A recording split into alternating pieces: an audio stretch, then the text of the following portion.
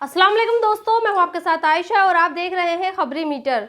तो दोस्तों, कल तक जो खबरें इजराइल हमास के बीच सीज फायर यानी युद्ध विराम को लेकर आ रही थी, आज उन खबरों पर खुद ही पॉज लगता हुआ दिख रहा है।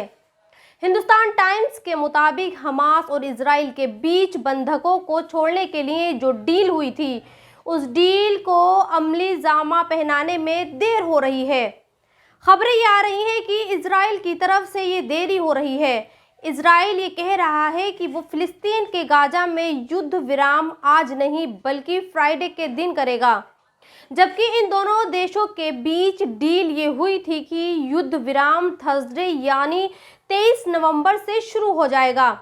हालांकि इस डील के डिले होने का कोई स्पेसिफिक रीज़न नहीं है, लेकिन मीडिया रिपोर्ट्स ये बताती हैं कि ये डील इजराइल की तरफ से डिले हो रही है। अब सवाल ये है कि ये युद्ध विराम की इस डील में देरी क्यों हो रही है? क्या इजराइल अपनी बात से पलट रहा है? क्या इजराइल को लगता है कि अगर उसने समझौता कर लिया तो फिलिस्तीन के गाजा में हमास फिर से खड़ा हो जाएगा? और क्या इजराइल को ये लगता है कि उसने अगर डील मानकर युद्ध विराम पर समझौता कर लिया तो उसकी एक तरह से इस युद्ध में हार हो जाएगी? फिलहाल ये तो इजराइल ही जानता है कि उसके दिल और दिमाग में क्या चल रहा है, लेकिन आज आपको इस डील में देरी के साइड इफेक्ट्स क्या हुए हैं वो आप इन तस्वीरों से देख सकते हैं। इजराइल गाजा पट्टी पर अब भी हमले कर रहा है। कल रात इजराइल ने साउथ गाजा पर हमले किए। कल ही गाजा की तरफ से ये वीडियो भी जारी किया गया, जिसमें ये बताया गया है कि गाजा के ही एक शहर खान यूनुस ने एक 700 से ज़्यादा बच्चे, बड़े और महिलाओं और बुजुर्गों को दफनाया गया। अल जजीरा के मुताबिक ये वो लोग थे जिन्हें गाजा के 2 अस्पतालों में इजराइल ने बंदी बनाया था। सोचिए, इजराइल अपने 240 बंधकों को छुड़वाने के लिए हजारों फिलिस्तीनियों का खून बहा चुका है। बावजूद इसके वो हमास के साथ हुए समझौते के बाद भी गाजा में युद्ध नहीं रोक रहा। खैर, आज आपको वाजिद खान नाम के एक ट्विटर हैंडल से पब्लिश की गई इस रिपोर्ट को भी देखना चाहिए। वाजिद खान ने इजराइल के 3 लोगों की तस्वीरें छापी हैं। ये 3 लोग वो हैं जो इजराइल के कर्ता धर्ता हैं और इजराइल को चला रहे हैं। इन्हें ही गाजा में हुई तबाही का जिम्मेदार माना जाता है।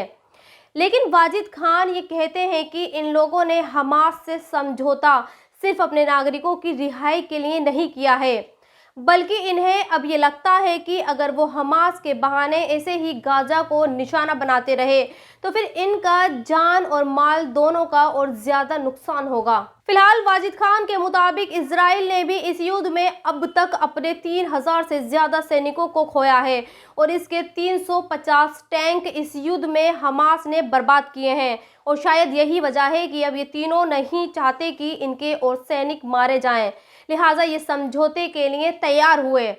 खैर, ये समझौता क्या इस युद्ध पर विराम लगा पाता है या नहीं, ये तो जल्द ही पता चल जाएगा। लेकिन हिंदुस्तान का मुसलमान आज भी डरा हुआ है और वो वही भाषा बोलता है जो देश की मेजॉरिटी बोल रही है, जो आज विश्व हिंदू परिषद के नेता बोल रहे हैं। तो इस डरे हुए मुसलमान की बात बताने से पहले आज आपको वीएचपी से ताल्लुक रखने वाले परवीन तोगड़िया की बातों को समझना चाहिए, क्योंकि इसी के बाद आप ये जान पाएंगे कि क्यों मैंने ये कहा कि मौलाना महमूद मदनी जैसे लोग आरएसएस और वीएचपी के लोगों जैसी भाषा बोल रहे हैं।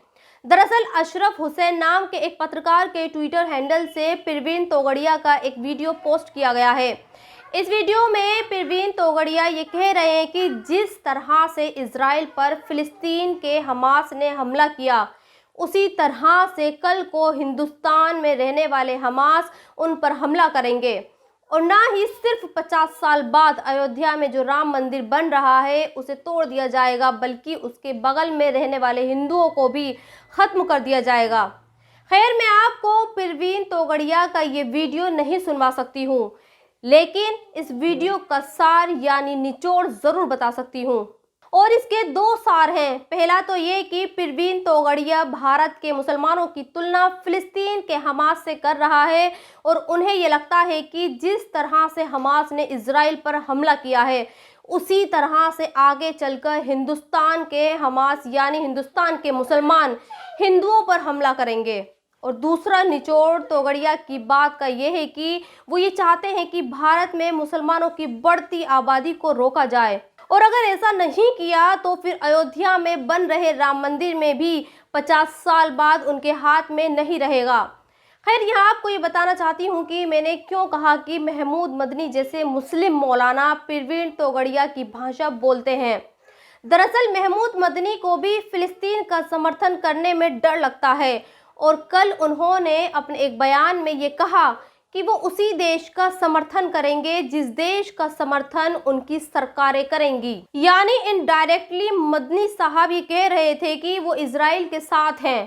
खैर, ये महमूद मदनी साहब का डर ही तो है, वरना सोचिए जिस देश के खिलाफ दुनिया के 200 से ज़्यादा मुल्क हैं और जिस देश को इजराइल दुनिया के 90% आतंकवादी मानते हैं और ये समझते हैं कि इजराइल जो कर रहा है वो नरसंहार है, उस देश का समर्थन महमूद मदनी साहब क्यों कर रहे हैं। खैर, आप महमूद मदनी साहब के इस डर को अली सोहराब नाम के एक ट्विटर हैंडल से की गई पोस्ट से बखूबी समझ सकते हैं। इससे ज़्यादा मैं मदनी साहब के बारे में कुछ नहीं कहूँगी, लेकिन हाँ, मदनी साहब को मैं अपने देश में बसते 2 हिंदुस्तान के बारे में ज़रूर बताना चाहती हूँ। हमारे देश में इस तरह की रैलियाँ खूब होती हैं जिसमें मुसलमानों के खिलाफ भड़काऊ बयानबाजी की जाती है, उन्हें मारने काटने की बात की जाती है, लेकिन हमारे देश का मीडिया इसे बिल्कुल भी नहीं दिखाता। हमारे देश के मीडिया के लिए मुसलमानों के खिलाफ जहर उगलने वाले इन रैलियों में कोई खबर होती ही नहीं है। हाँ, नोएडा के मीडिया के लिए खबर तो असदुद्दीन ओवैसी के भाई अकबरुद्दीन ओवैसी की रैली से निकलती है। कल से मीडिया ओवैसी के भाई की एक वायरल वीडियो चला रहा है और ये पूछ रहा है कि देखिए साहब, मुसलमान ये कहते हैं कि वो हिंदुस्तान में सुरक्षित नहीं है, लेकिन ओवैसी का ये भाई सरेआम एक पुलिस इंस्पेक्टर को धमकी दे रहा है और ये कह रहा है कि अगर उसने एक इशारा किया तो फिर पुलिस इंस्पेक्टर दौड़ता हुआ नजर आएगा। खैर, आगे बढ़ते हैं और आज आपको पंडित धीरेंद्र शास्त्री और देश की मेजोरिटी के नए फेवरेट धर्मगुरु के इस वायरल वीडियो के बारे में बताते हैं, जिसके बारे में लोग ये कह रहे हैं कि जो बातें धीरेंद्र शास्त्री ने कही हैं, अगर वो बातें कोई और विरोधी पार्टी से ताल्लुक़ रखने वाला या फिर उर्दू नाम वाला कहता तो उसके खिलाफ अब तक दर्जनों FIR हो चुकी होती और वो जेल की सलाखों के पीछे होता। दरअसल एक सभा में धीरेंद्र शास्त्री ने सीता को लेकर 2 बातें कही। पहली बात, उन्होंने सीता को रावण की बेटी बताया और दूसरी बात उन्होंने ये भी बताया कि क्यों रावण ने सीता का अपहरण किया था। अब सवाल यह है कि क्या वाकई सीता रावण की बेटी थी और क्या वाकई रावण ने सीता उर्फ अपनी बेटी का अपहरण किया ताकि वो उसे वनवास से बचा सके और जंगलों में भटकने की बजाय महल में रह सके। तो फिर इसका सिंपल सा जवाब ये है कि आप गूगल करिए और उसमें लिखिए क्यों कि रावण ने सीता का अपहरण क्यों किया था। तो जानते हैं गूगल आपको क्या बताएगा। गूगल आपसे ये कहेगा कि रावण ने सीता का अपहरण इसलिए किया क्योंकि सीता के देवर यानी लक्ष्मण ने रावण की बहन शूर्पणखा की नाक काट दी थी और रावण की बहन ने ही रावण को सीता के खिलाफ भड़काया और ये कहा कि सीता बहुत सुंदर है, तुम उससे शादी कर लो। ये सुनकर रावण ने अपने मामा मारीच के साथ मिलकर सीता का हरण किया।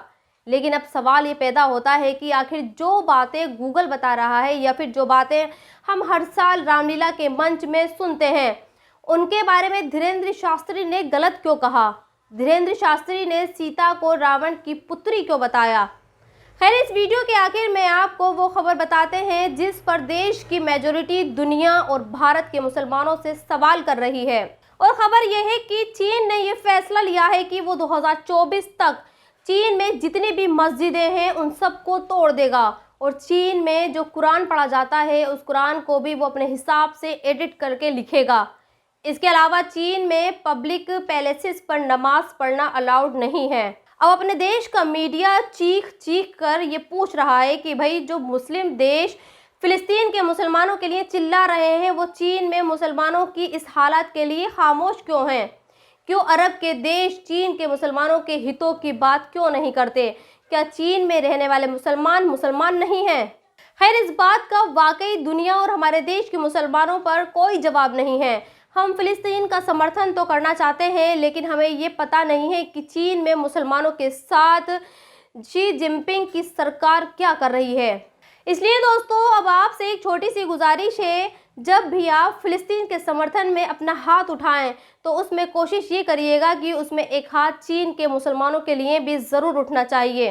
तो दोस्तों, इस वीडियो में इतना ही। आप भी अपनी राय कमेंट्स बॉक्स में लिखकर मुझे ज़रूर बताएं, और अगर अब तक आपने खबरी मीटरों को सब्सक्राइब नहीं किया है तो प्लीज़ सब्सक्राइब ज़रूर कर दें। शुक्रिया।